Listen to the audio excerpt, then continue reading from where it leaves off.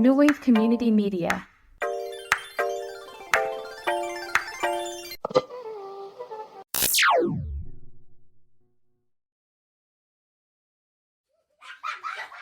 It's just J-Mike.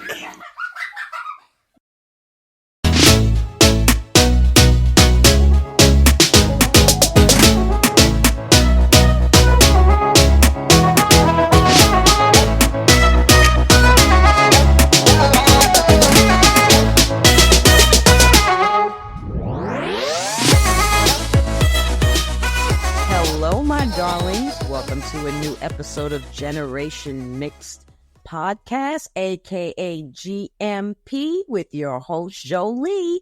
Whee! So today's episode is gonna dive into Sally Hemings' life, because everybody knows about Sally Hemings, but do we know everything about Sally Hemings? So of course I'm gonna thank Wikipedia for all the content, because if we really were to dig into Sally Hemings, there's so many books and so many things and renditions made of her. I mean, honey, it'd be like a whole podcast in itself. But you and I about to learn today about some things we probably don't know about. So I'm going to let y'all dive into that with me in a minute. But since we're still in Black History Month, I did come across something that was pretty cool about Black History Barbie news, actually from Mattel. And if you go to their website, it talks about celebrating Black representation. You see all these beautiful different colored skin Barbie girls, all the dolls and everything. And what's really cool is that they've introduced a prominent Black lead. Her name is Barbie Brooklyn Roberts. And basically this girl lives in New York and she has this great personality, and she's supposed to be fearless and smart, and she believes in all the possibilities of life. Like, she's adventurous, you know, she's like, I'm ready to grab the world by its balls, you know? And actually, she's been in 3 movies and 1 series to date. And she has her own little digital series called Barbie Life in the City. Kind of reminds me of Sex in the City, but it's her life in the city because, you know, she's a young woman. And there's like one episode where she cooks with her dad, and that's how she learns about their family history as well as Black history in general, because I guess her family, you know, every Black person can make Black history. You know, you don't have to be like Martin Luther King or something, but if you're the first in your family to do something like go to college or get a certain job or whatever, hell yeah, you making Black history too. So that's what I like. And then at the very bottom of this webpage talks about spotlighting Black role models. And they talk about how we're proud to celebrate the many Black trailblazers as Barbie role models. Women previously honored include Ibtihaj Muhammad, Rosa Parks, Ella Fitzgerald, Gabby Douglas, Katherine Johnson, and Ida B. Wells. And the newest honoree is Bessie Coleman. So if any of y'all are interested in looking them women up for Black History Month, there's your start right there, you know? So thank you, Mattel, for doing something like this. I love this. This is fantastic. And they're going to keep doing this as well. So we're finally being inclusive. I mean, and even when you look at this website, there's even a Barbie who is, you know, differently abled. She's in a wheelchair and everything. So they're doing everybody here. Kudos to you, Mattel. Kudos to you, honey. So now we're going to jump into Miss Sally, who ain't from the Valley, okay? We're going to learn about Miss Sally Hemings right now. So let's dive right in, babies, okay? Thank you, Wikipedia, with all your links and all your info. Once more, shout out. So first thing I learned, okay, her name is actually Sarah. So it's Sarah Sally Hemings. And she was born in 1773 and died in 1835. So this is what Wikipedia says, okay? She was an enslaved woman with 1/4 African ancestry, owned by President of the United States, Thomas Jefferson, one of many he inherited from his father-in-law, John Wales. So that basically says she's a quadroon because she's 1/4 African ancestry. So she's more white than Black technically, but she's still mixed race. Hemings' mother was Betty Hemings, the daughter of an enslaved African woman and English captain, John Hemings. Sally's father, the owner of Betty. See, there we go. History's starting to repeat itself already. John Wales was also the father of Jefferson's wife, Martha. Sally was half-sister to Jefferson's wife and was approximately 3/4 English descent. Martha died during her marriage in 1782. In 1787, when she was 14, Sally Hemings accompanied Jefferson's daughter, also named Martha, to Paris, where they joined Thomas Jefferson. There, Sally was a legally free and paid servant, as slavery was not legal in France. At some time during her 26 months in Paris, the widower Jefferson began intimate relations with her. So let's stop here for a second. So she was 14 years old, okay? And she was there a little over a year. So Jefferson started hitting that when she was like 15, 14. Oh boy. Well, there's shock number one, y'all. In today's world, he would have been arrested and basically convicted of pedophilia. That's crazy. But then back then, people didn't live as long as they did and they aged younger. I don't know, but I still think that's too much of an age gap. So back to this. As attested by her son, Madison Hemings, Sally later agreed with Jefferson that she would return to Virginia and resume her life in slavery, as long as all of their children will be freed when they came of age. Multiple lines of evidence, including modern DNA analyses, indicate that Jefferson impregnated Hemings several times over years while they lived together on Jefferson's Monticello estate, and historians now broadly agree that he was the father of her 6 children. Whether this should be described as rape remains a matter of controversy. 4 of Hemings' children survived into adulthood and were freed as they came of age during Thomas Jefferson's life or in his will. Hemings died in Charlottesville, Virginia in 1835 in the home of her freed sons. The historical question of whether Jefferson was the father of Hemings' children is the subject of the Jefferson-Hemings controversy. Following renowned historical analysis in the late 20th century, the Thomas Jefferson Foundation impaneled a commission of scholars and scientists who worked with a 1998 to 1999 genealogical DNA test that was published in 2000 that found a match between the Jefferson's male line and a descendant of Hemings' youngest son, Eston Hemings. The Foundation's panel concluded that Jefferson fathered Eston and likely her 5 other children as well. This is what happens next, of course. A rival society was then founded, the Thomas Jefferson Heritage Society, which commissioned another panel of scholars in 2001 and found that it had not been proven that Thomas Jefferson fathered Sally Hemings' children. In 2018, the Thomas Jefferson Foundation of Monticello announced its plans to have an exhibit titled Life of Sally Hemings and affirmed that it was treating as a settled issue that Jefferson was the father of her known children. The exhibit opened in June 2018. So you know what's funny about this Thomas Jefferson Heritage Society? There's probably a bunch of white folks, okay, and saying, oh, no. Jefferson was with Martha and he didn't do anything with that slave woman. Well, you know, bro, DNA analysis kind of disputes that. But of course, there's always the naysayers and the doubting Thomases and stuff. So now we go all the way back to the beginnings of Miss Sally. She was born about 1773 to Elizabeth Betty Hemings, a woman also born into slavery. Sally's father was their slave owner, John Wales. Betty's parents were another enslaved woman, a full-blooded African, and a white English sea captain whose surname was Hemings. Annette Gordon Reed speculates that Betty's mother's name was Parthenia or Parthenia, based on the wills of Francis Epps IV and John Wales. Captain Hemings tried to purchase them from Epps, but the planter refused. Upon Epps' passing, Parthenia and Betty were inherited by his daughter Martha Epps, who took them with her as personal slaves upon her marriage to Wales. John Wales was the son of Edward and Ellen Nee Ashburner Wales, both from Lancaster, East England. Following Martha's death, Wales remarried and was widowed twice more. Several sources assert that Wales took Betty Hemings as his concubine and had 6 children by her during the last 12 years of his life, the youngest of those being Sally Hemings. These children were younger half-siblings to his daughters by his wives. His first child, Martha Wales, named after her mother, John Wales' first wife, married the young planter and future President Thomas Jefferson. So why do I get ready to think that this is going to be some inbreeding? Because I'm trying to follow the trail here. So John Wales was actually his Martha, who is Thomas Jefferson's wife, is John Wales' daughter. And then Sally's her half-sister. And then, so basically, Sally was messing with her half-brother-in-law. Okay, I think I get the link, but this is cray. Anyway, the children of Betty Hemings and John Wales were 3/4 European in ancestry and fair-skinned. According to the 1662 Virginia slave law, children born to enslaved mothers were considered enslaved people under the principle of partus sequitur ventrum. The enslaved status of a child followed that of the mother. Betty and her children, including Sally Hemings and all of Sally's children, were legally slaves, even though the fathers were their white slave owners and the children were of majority white ancestry.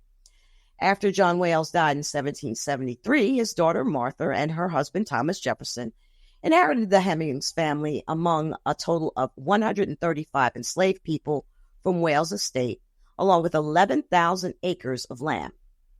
The youngest of the six Wales Hemings children was Sally, an infant that year and about 25 years younger than Martha. She, her siblings, their mother, and various other enslaved people were brought to Monticello, Jefferson's home. As the mixed-race Wales Hemings children grew up in Monticello, they were trained and given assignments as skilled artisans and domestic servants at the top of the enslaved hierarchy, a.k.a. y'all house nigga. Betty Hemings' other children and their descendants, also mixed race, were bestowed privileged assignments as well. None worked in the fields. Remember, slave Negro and house Negro? There it is right there. There's one example, historical example. In 1784, Thomas Jefferson was appointed the American envoy to France. He took his eldest daughter, Martha, Patsy, with him to Paris, as well as several of the enslaved people he owned. Among them was Sally's elder brother, James Hemings, who became a chef trained in French cuisine. Jefferson left his two younger daughters in the care of their aunt and uncle, Frances and Elizabeth Wales of Epps of Eppington in Chesterfield County, Virginia.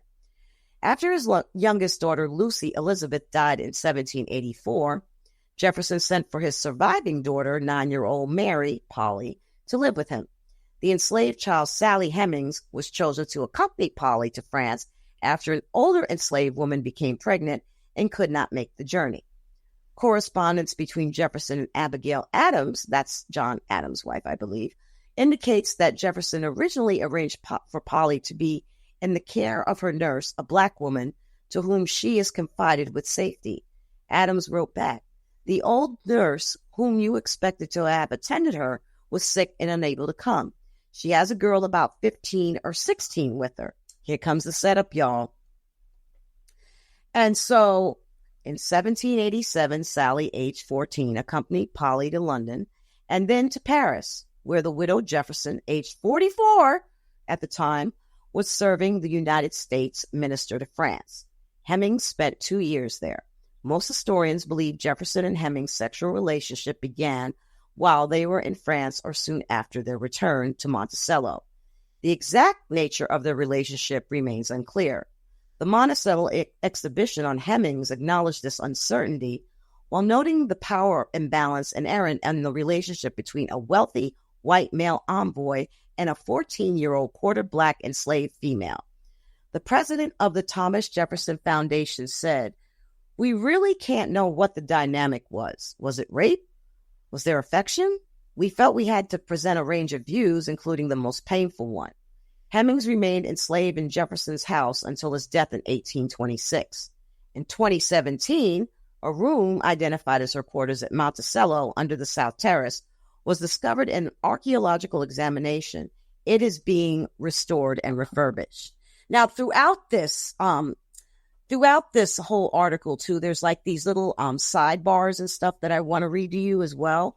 So here's the first one, just to kind of give it more, I guess, flavor and more details and how other people view things. So the first person, the sidebar reads, Annette Gordon Reed on Jefferson and Hemings. And she writes that a black woman in slavery would seek out a relationship with a slave master, or if not seek it out, not run away from it, is not a particularly attractive idea. Some view such a person as a traitor, giving the ultimate aid and comfort to the enemy. Our notions about women and sexuality probably play a major role in our discomfort about these situations. Sex between a slave master and a woman who was a slave has always been seen differently than sex between a slave mistress and a man who was a slave, both by whites and blacks. Whites tolerated the former because it posed no real threat to the established order. They claimed it did, but they did not react against it with the same vehemence that they did with relationships between slave males and white women. Like Mandingo, y'all. Remember Mandingo? Anywho, which was seen as threatening the social order and could never be tolerated. Most blacks probably would consider a slave woman who voluntarily joined a relationship with her master as a collaborator. On the other hand, they may see a black man who had a relationship with a white mistress as a rebel who was striking at the heart of the slave system. These ideas, rooted in our visions of sex roles, may have some validity as far as generalizations go. They do not take into account the differing circumstances and contexts in which such relationships could arise. Therefore, we should not allow them to control any serious consideration of an individual case.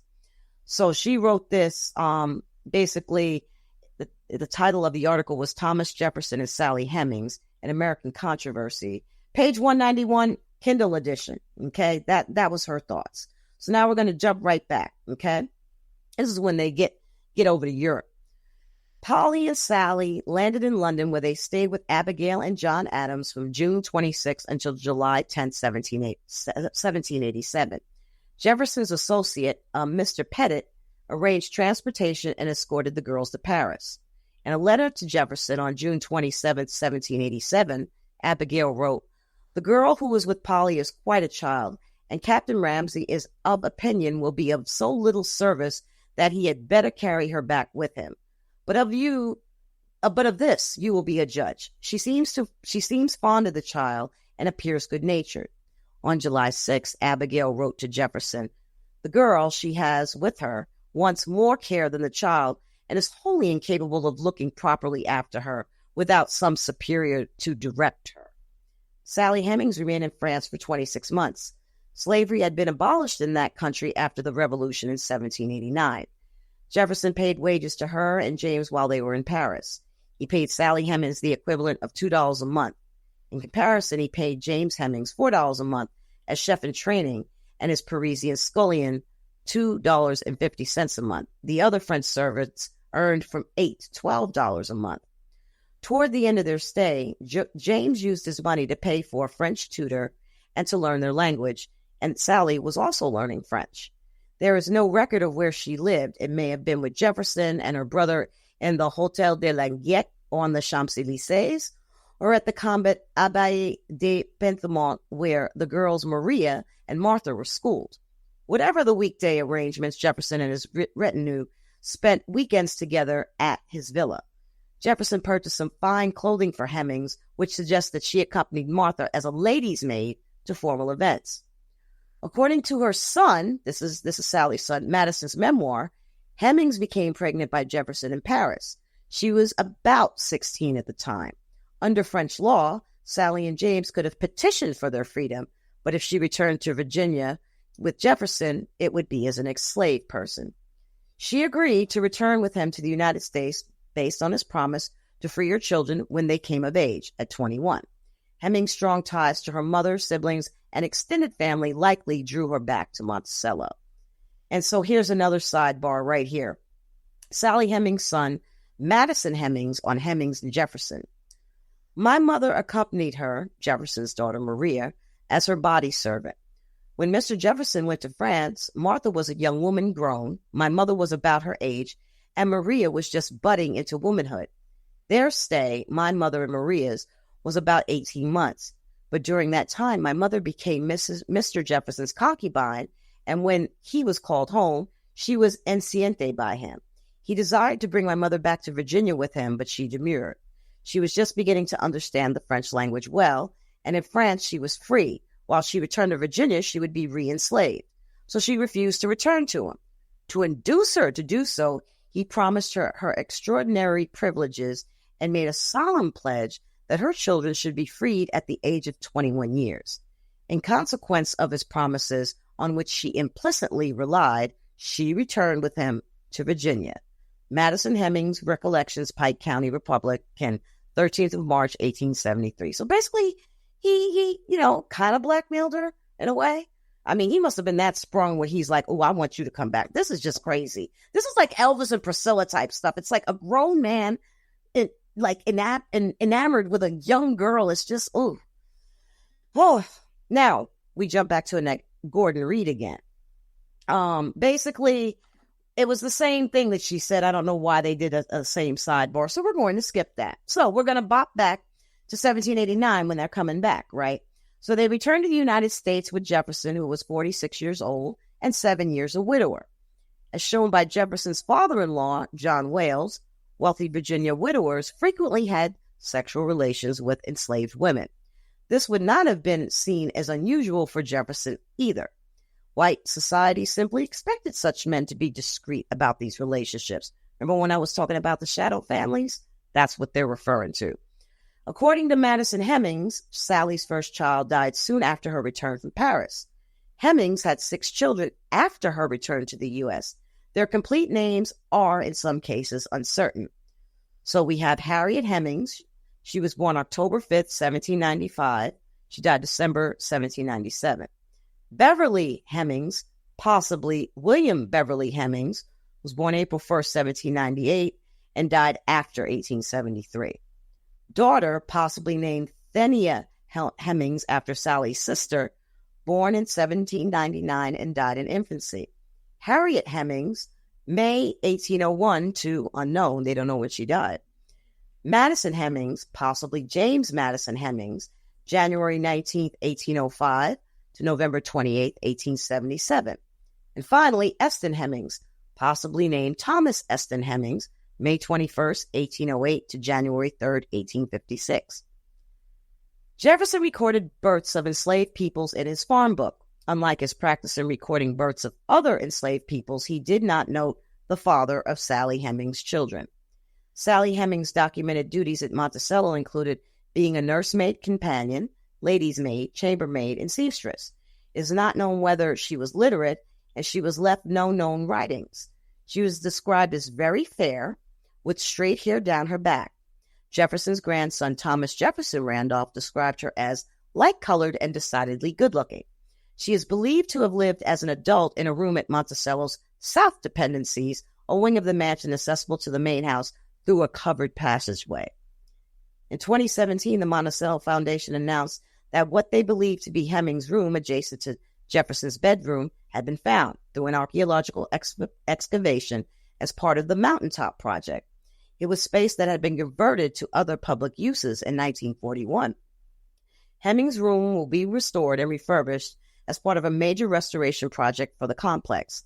Its goals include telling the stories of all the families at Monticello, both enslaved and free. I want to go visit this place. It sounds fascinating, actually. Hemings never married. As an enslaved person, she could not have a marriage recognized under Virginia law, but many enslaved people at Monticello are known to have taken partners in common law marriages and had stable lives. No such partnership of Hemings is noted in the records. She kept her children close by while she worked at Monticello. According to her son Madison, while young, the children were permitted to stay about the great house and only required to do such light work as going on errands. At the age of 14, each of the children began their training. The brothers with the plantation's skilled master of carpentry, and Harriet as a spinner and weaver. The 3 boys all learned to play the violin, which Jefferson himself played. In 1822, at the age of 24, Beverly ran away from Monticello and was not pursued. His sister, Harriet Hemings, 21, followed in the same year, apparently with at least tacit permission. The overseer, Edmund Beacon, said that he gave her $50, $1,131 in 2021 money, and put her in a stagecoach to the north, presumably to join her brother. In his memoir, published posthumously, Bacon said that Harriet was near white and very beautiful, and that the people said Jefferson freed her because she was his daughter. However, Bacon did not believe this to be true, citing someone else coming out of Sally Hemings' bedroom. The name of this person was left out by Reverend Hamilton W. Pearson in his 1862 book because he did not wish to cause pain to anyone living at that time. Jefferson formally freed only 2 enslaved people while he was alive: Sally's older brothers, Robert, who had to buy his freedom, and James, who was required to train his brother Peter for 3 years to get his freedom. Jefferson eventually, primarily posthumously through his will, freed all of Sally's surviving children, Beverly, Harriet, Madison, and Eston, as they came of age. Harriet was the only enslaved woman Jefferson allowed to go free. Of the hundreds of enslaved individuals he legally owned, Jefferson freed only 5 in his will, all men from the Hemings family. They were also the only enslaved family group freed by Jefferson. Sally Hemings' children were 7/8 European in ancestry, and 3 of the 4 entered white society after gaining their freedom. Their descendants likewise identified as white. His will also petitioned the legislature to allow the freed Hemings to stay in the state. So see, they were already passing. They already knew their own mama was light-skinned. Light-skinned woman with a white man, you're going to get an even lighter child. So I can understand why they passed. No documentation has been found for Sally Hemings' own emancipation. Jefferson's daughter, Martha Patsy Randolph, informally freed the elderly Hemings after Jefferson's death by giving her time, as was custom. As the historian Edmund S. Morgan has noted, Hemings herself was withheld from auction and freed at last by Jefferson's daughter, Martha Jefferson Randolph, who was, of course, her niece. This informal freedom allowed Hemings to live in Virginia with her 2 youngest sons in nearby Charlottesville for the next 9 years until her death. In the Albemarle County 1833 census, all 3 were recorded as free persons of color. Hemings lived to see a grandchild born in a house that her sons owned.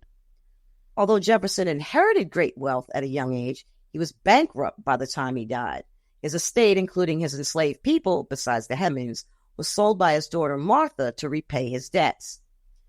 The Jefferson-Hemings controversy is the question of whether Jefferson impregnated Sally Hemings and fathered any or all of her 6 children on record. There were rumors as early as the 1790s.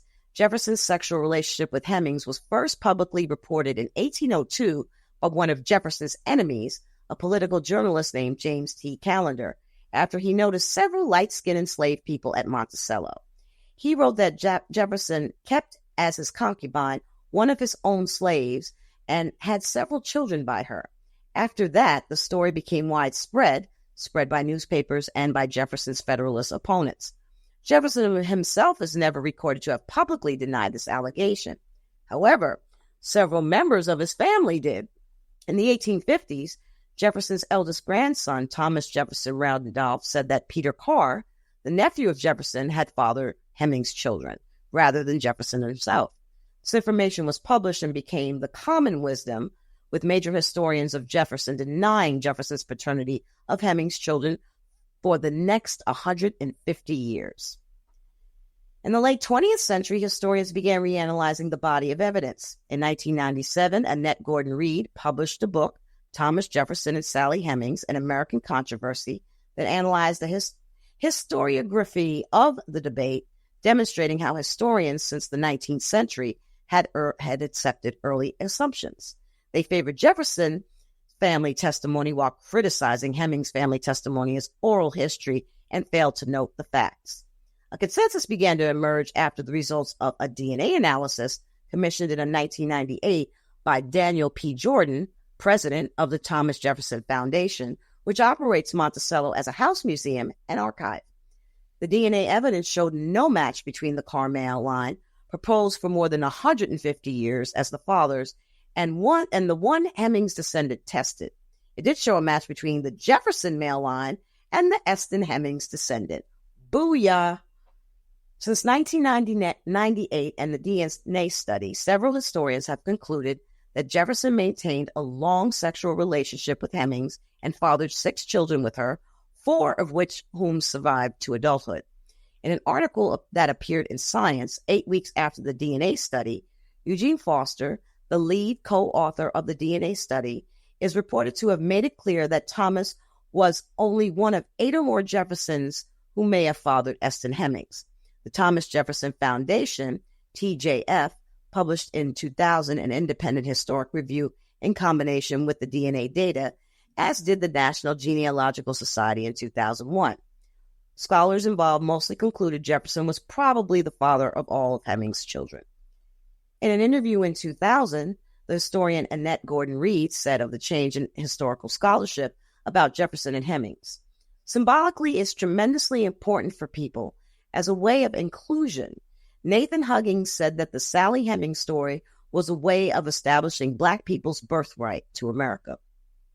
A vocal minority of critics, such as the Thomas Jefferson Heritage Society, TJHS, founded shortly after the DNA study, dispute Jefferson's paternity of Hemings' children.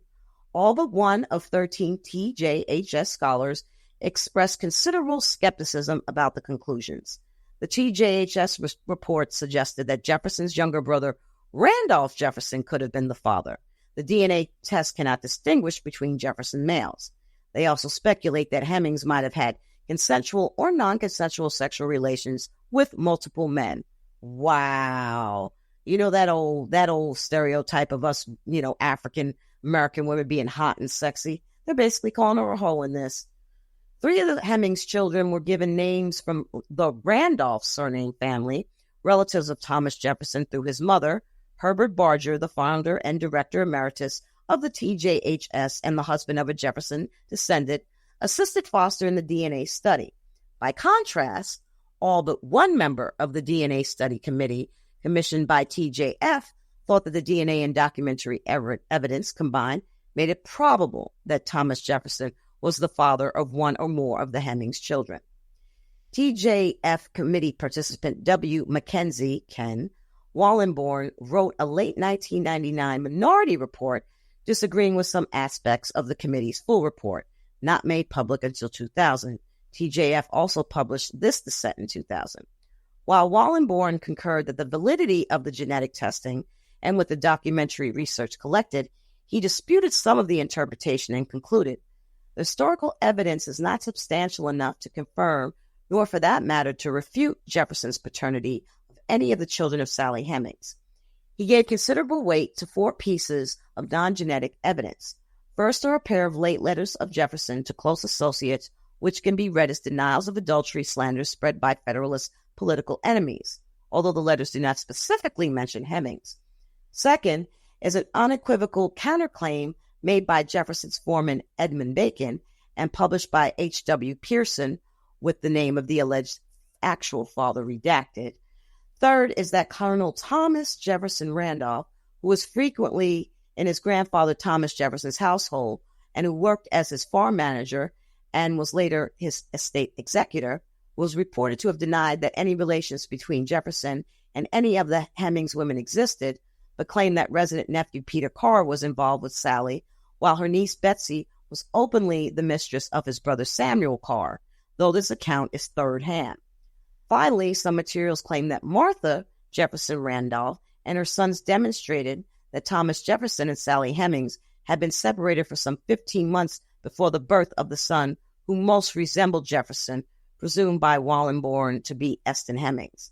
In Wallenborn's view, it was thus quite possible that Sally Hemings bore children to multiple men in the Jefferson-Randolph Carr clan, and that none of them was necessarily Thomas Jefferson, but that the children were just genetically close, a Jefferson DNA haplotype carrier in at least one case.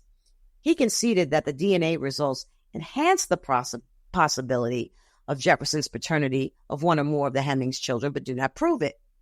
This view is consistent with that expressed by the DNA studies lead, Eugene Foster, regarding what could or could not be concluded from the DNA evidence. While supporting TJF's continued education mission at Monticello, Wallenberg warned that historical accuracy should never be overwhelmed by political correctness.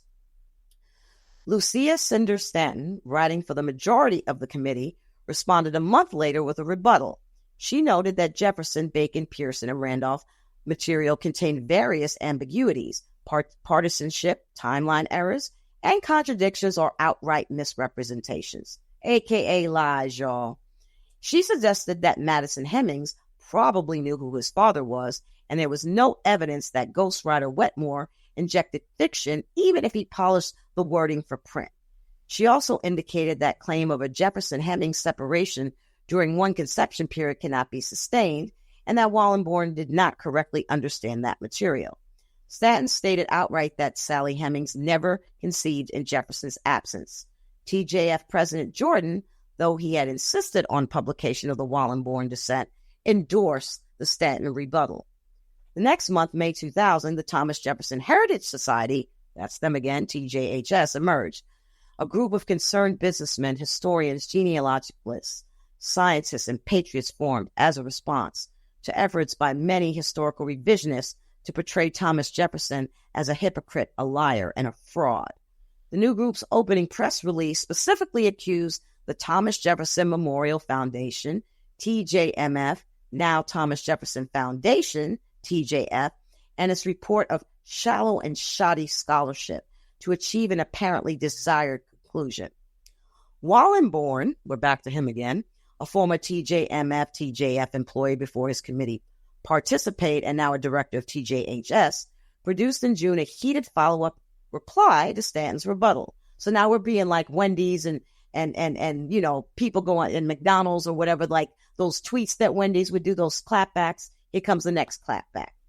He claimed that many scholars agreed with his version and that Jordan had contradicted his support of Stanton's, having expressing skepticism of a Jefferson Hemings affair in a PBS TV documentary, though it is unclear if this was recorded before the DNA research and subsequent report. Wallenborn repeated many of his original posts in more detail, bolstered the potential reliability of Bacon while casting doubt of that of the Madison via Wetmore memoir, and insisted again that the son of Sally that most resembled Thomas Jefferson surely met Eston without any new evidence. He argued that the Madison Hemings probate date of conception was close to that of the death of Jefferson's daughter, Maria, arguably not a likely inspiration for sexual involvement, and that during Jefferson's presidency, Sally Hemings' exact whereabouts did not survive in any records. Wallenberg attempted to use two sets of records to show gaps in Jefferson's known location during some of the conception periods, but an editorial interpolation of footnotes by Jordan with additional records closed those gaps in every case supporting Stanton's claim. Wallenborn added another new observation of what he called some striking coincidences that Sally Hemings' known pregnancy stopped despite Thomas Jefferson's presence after both his brother Randolph and Randolph's son Thomas married women outside Monticello circa 1808 or 1809. Wallenberg accused TJF of rushing the report to finalization without accounting for his objections and concluded in his letter in a much more hostile tone than in his original minority report. If the Thomas Jefferson Foundation and the DNA Study Committee majority had been seeking the truth and had used accurate legal and historical information rather than politically correct motivation, that it would have been written, it is still impossible to prove with absolute certainty whether Thomas Jefferson did or did not father any of Sally Hemings' 5 children. He continued, this statement is accurate and honest and would have helped discourage the campaign by leading universities, including Thomas Jefferson's own University of Virginia, magazines, university publications, national commercial and public TV networks, and newspapers to denigrate and destroy the legacy of one of the greatest of our founding fathers and one of the greatest of all of our citizens. TJF did not publish any further back and forth disputation. They were tired of the clapbacks. He was just screaming into an echo chamber at this point, you know? So now fast forward. In 2012, the Smithsonian Institution and the Thomas Jefferson Foundation held a major exhibit at the National Museum of American History, Slavery at Jefferson's Monticello, The Paradox of Liberty. It says that the documentary and genetic evidence strongly support the conclusion that Thomas Jefferson was the father of Sally Hemings' children. Now we're going to bop off into the kiddies' lives, right? Here we go. Children's lives. In 2008, Gordon Reed published The Hemings of Monticello, an American Family, which explored the extended family, including James and Sally's lives in France, Monticello, and Philadelphia during Thomas Jefferson's lifetime. She was not able to find much new information about Beverly or Harriet Hemings, who left Monticello as young adults, moving north and probably changing their names. Madison Hemings' memoir, edited and put into written form by journalist S.F. Wetmore in the Pike County Republican in 1873, and other documentation, including a wide variety of historical records and newspaper accounts, has revealed some details of the lives of Beverly and Harriet and younger sons Madison and Eston Hemings, later Eston Jefferson, and their descendants. Eventually, 3 of Sally Hemings' 4 surviving children, Beverly, Harriet, and Eston, but not Madison, chose to identify as white adults in the North They were 7/8 European in ancestry, and this was consistent with their appearance. Harriet was described by Edmund Bacon, the longtime Monticello overseer, as nearly as white as anybody and very beautiful. In his memoir, Madison wrote that both Beverly and Harriet married well in the white community in the Washington, D.C. area. For some time, Madison wrote to Beverly and Harriet and learned of their marriages. He knew that Harriet had children and was living in Maryland, but gradually she and Beverly stopped responding to his letters, and the siblings lost touch. Madison also claimed publicly in the 1873 memoir that he was Thomas Jefferson's son and that he had done likewise on the 1870 U.S. Census. Both Madison and Eston married free women of color in Charlottesville. After their mother's death in 1835, they and their families moved to Chillicothe in the free state of Ohio. Census records reclassified them as mulatto at that time, meaning mixed race. The census enumerator, usually a local person, classified individuals in part according to who their neighbors were and what was known of them. Around 60 years later, a Chillicothe woman news writer reminisced in 1902 about his acquaintance with Eston, then a well-known local musician, whom he described as a remarkably fine-looking colored man with a striking resemblance to Jefferson, recognized by others who had already heard rumors of his paternity and were credulous of it. High demand for slaves in the Deep South and passage of the Fugitive Slave Act of 1850 heightened the risk for free Black people of being kidnapped by slave catchers, as they needed little documentation to claim Black people as fugitives. Remember the movie 12 Years a Slave? That's what that's based on. Legally free people of color, Eston and his family later moved to Madison, Wisconsin, to be further away from slave catchers. There, he changed his name to Eston H. Jefferson to acknowledge his paternity, and all his family adopted the surname. From then on, the Jeffersons lived in the white community. Madison's family were the only Monticello Hemings descendants who continued to identify with the Black community. They intermarried within this community of free people of color before the Civil War. Over time, some of their descendants passed into the white community, while many others continued within the Black community. Both Eston and Madison achieved some success in life, were well respected by their contemporaries, and had children who built on their successes. They worked as carpenters, and Madison also had a small farm. Eston became a professional musician and band leader, a master of the violin, and an accomplished caller of dances who always officiated at the swell entertainments of Chillicothe. He was in demand across southern Ohio. The aforementioned journalist neighbor in Chillicothe described him thus: quiet, unobtrusive, polite, and decidedly intelligent, he was soon very well and favorably known to all classes of our citizens, for his personal appearance and gentlemanly manners attracted everyone's attention to him. So, now we're going to pop into their descendants, the grandbabies. So, Madison's descendants. Madison's sons fought on the Union side in the Civil War. Thomas Eston Hemings enlisted in the United States Colored Troops, USCT. Captured, he spent time at the Andersonville POW camp and died in a POW camp in Meridian, Mississippi. According to a Hemings descendant, his brother James attempted to cross Union lines and pass as a white man to enlist in the Confederate Army to rescue him. Later, James Hemings was rumored to have moved to Colorado and perhaps passed into white society. Like some others in the family, he disappeared from the record, and the rest of his biography remains unknown.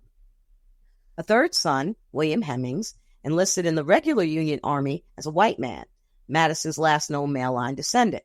William never married and was not known to have had children. He died in 1910 in a veterans hospital. Some of Madison Hemings' children and grandchildren who remained in Ohio, suffered from the limited opportunities for Blacks at that time, working as laborers, servants, or small farmers. They tended to marry within the mixed race community in the region, who eventually became established as people of education and property.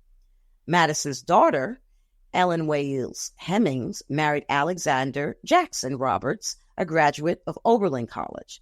When their first son was young, they moved to Los Angeles, California, where the family and its descendants became leaders in the 20th century. Their first son, Frederick Madison Roberts, Sally Hemings and Jefferson's great-grandson, was the first person of known Black ancestry elected to public office on the West Coast. He served for nearly 20 years in the California State Assembly, from 1919 to 1934.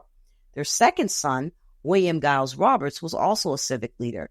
Their descendants have had a strong tradition of college education and public service. Eston's sons also enlisted in the Union Army, both as white men from Madison, Wisconsin. His first son, John Wales Jefferson, had red hair and gray eyes like his grandfather Jefferson. By the 1850s, John Jefferson, in his 20s, was the proprietor of the American Hotel in Madison. At one time, he operated it with his younger brother, Beverly. He was commissioned as a Union officer during the Civil War, during which he was promoted to the rank of colonel and served in the Battle of Vicksburg. He wrote letters about the war to the newspaper in Madison for publication. After the war, John Jefferson returned to Wisconsin, where he frequently wrote for newspapers and published accounts about his war experiences. He later moved to Memphis, Tennessee, where he became a successful and wealthy cotton broker. He never married or had children and left a sizable estate. Eston's second son, Beverly Jefferson, also served in the regular Union Army. After operating the American Hotel with his brother John, he later separately operated the Capitol Hotel. He also built a successful horse-drawn omnibus business. He and his wife, Anna M. Smith, had 5 sons, 3 of whom reached professional class as a physician, attorney, and manager in the railroad industry. According to his 1908 obituary, Beverly Johnson was a likable character at the Wisconsin Capitol and a familiar statesman for half a century. His friend, Augustus J. Munson, wrote, Beverly Jefferson's death deserves more than a passing notice, as he was the grandson of Thomas Jefferson. He was one of God's noblemen, gentle, kind, courteous, charitable. Beverly and Anna's great-grandson, John Weeks Jefferson, is the Sally Hemings descendant whose DNA was tested in 1998. It matched the Y chromosome of the Thomas Jefferson male line. There are known male line descendants of Sally Hemings Jefferson and known female line descendants of Madison Hemings' 3 daughters, Sarah, Harriet, and Ellen. Now, see, that's where everything stops, you guys. They didn't dig too far into the daughters, I guess, because maybe they were focusing more on the male lineage. But, Sarah, Harriet, and Ellen, they were just as related to Thomas Jefferson as the men in the article that they pretty much highlighted. So the final thing I'm going to pop on is that there are cultural depictions of Sally Hemings. She's been the main subject of a novel, a television miniseries, a stage play, 2 operas, and an operatic oratorio. She's also the subject of the second half of the film Jefferson in Paris. She's also appeared as a supporting character or subject of discussion in many other shows and stage productions. The unfair dynamic between Hemings and Thomas Jefferson is portrayed in Titus Kapfar's Behind the Myth of Benevolence, a portrait of the founding father peeling back to reveal the nude figure of Hemings. So we're going to go through a few of this. This is going to take a minute because this woman has been represented in media and popular culture for like years and years.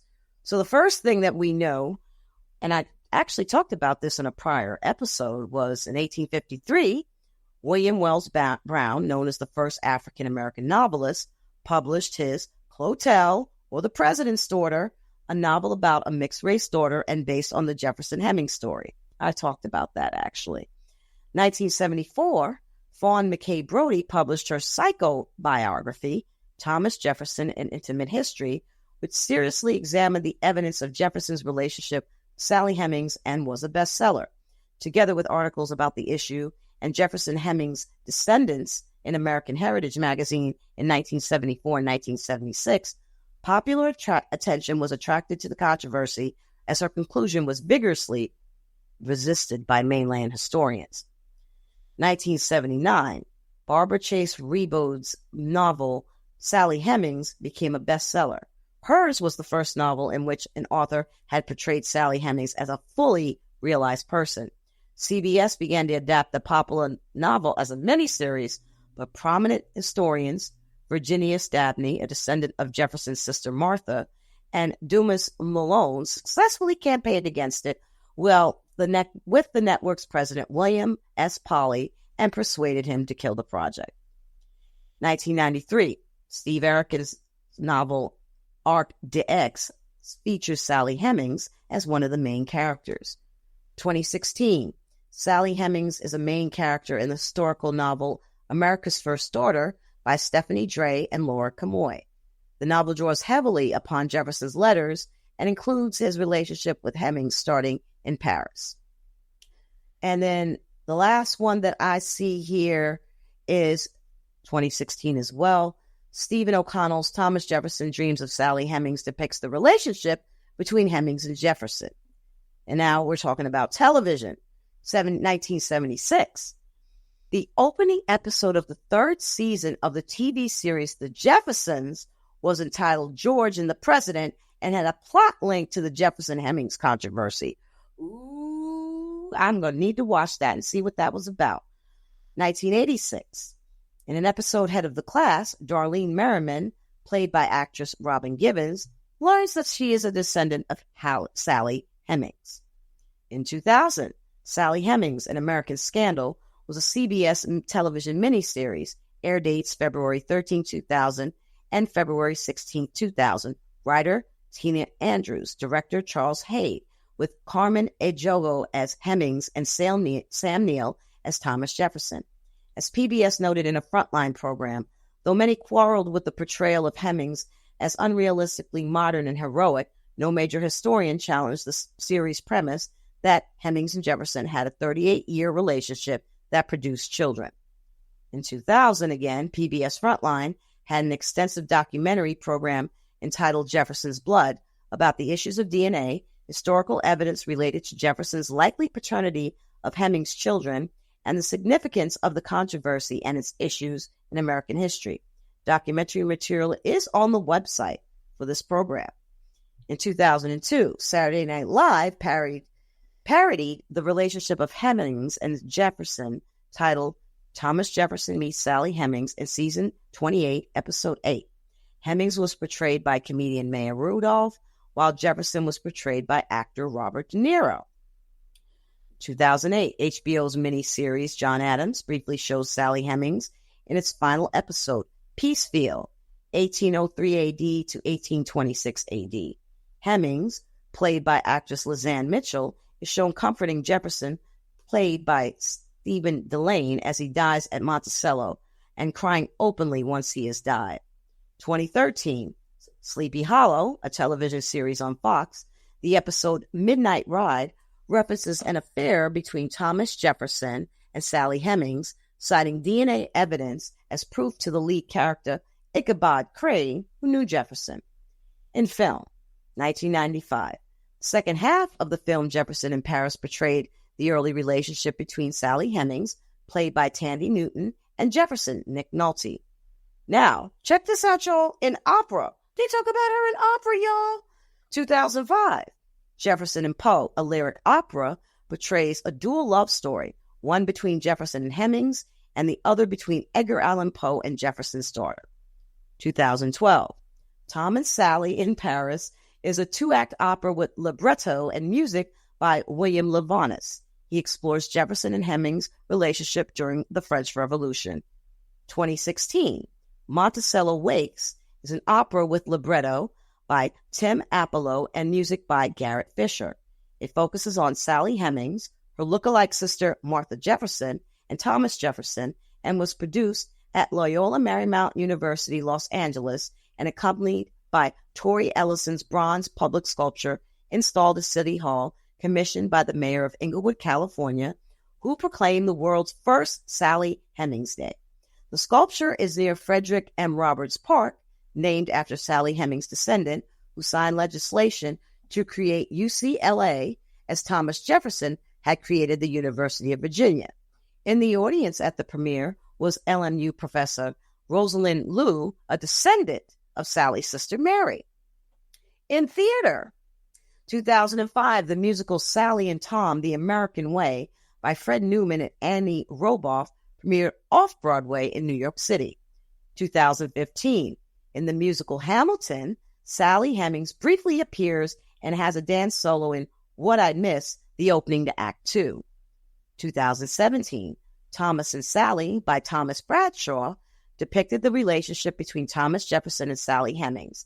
This depiction was met with controversy over the question of content. 2022, Suzanne Laurie Park's play Sally and Tom involves a fictional playwright working on a play within a play about Thomas Jefferson and Sally Hemings. Both the fictional playwright and Hemings in a play are played by the same actress. In music, 2001, from the Diary of Sally Hemings, with a text by author and professor Sandra Seaton, is a song cycle by the American composer William Bolcom. It was premiered at the Library of Congress. The Jefferson Hemings descendants attended the premiere. 2015, on the Hamilton cast album, Sally Hemings is mentioned very briefly on the track What I Miss. 2016, on the Hamilton mixtape album, Sally Hemings is mentioned as a sly reference in the track Cabinet Battle 3 demo. 2016, composer and director Daniel Rousey directs a 5-minute music video of a song in the style of the musical Hamilton entitled They're Ready, described as picking up where Hamilton left off about a conversation between Jefferson and Hemings as whether it is wise to seek to ban the importation of slaves in the United States. And then finally, darlings, in art.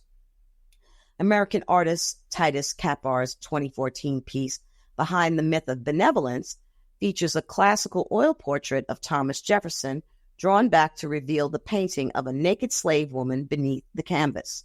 Although the reference to Hemings is clear, by the artist's own admission, the portrayal does not match her reported appearance.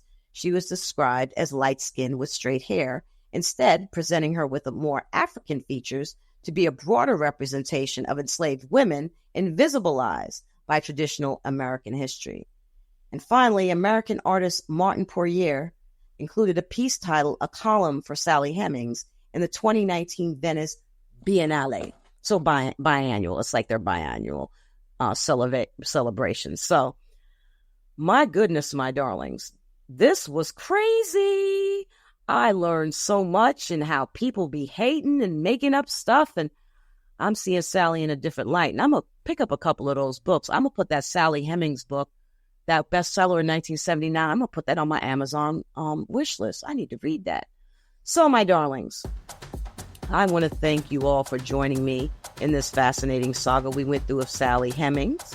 I want you to please like, rate, and subscribe to Generation Mix Podcast, available on Spreaker, where you get the YouTube audio version, Apple, Spotify, and iHeart.